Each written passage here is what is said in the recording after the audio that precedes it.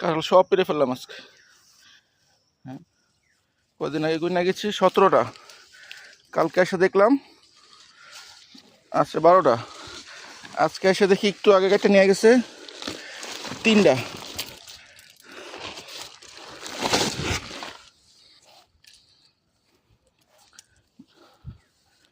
আর আছে নিচে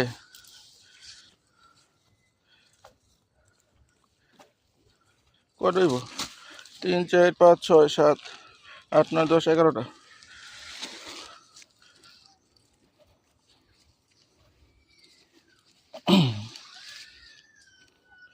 এই গ্যাসের গুলো আসলে মজার কাঁঠাল। 3টে কাঁঠাল ছিল, 3টার মধ্যে একটা পাইলাম না বাগে। একটা ছোট পাইছিলাম কিন্তু সব নিয়ে গেছে। ওই যে 2টা কাঁঠাল রাখা হয়েছে খালি পাখিদের জন্য।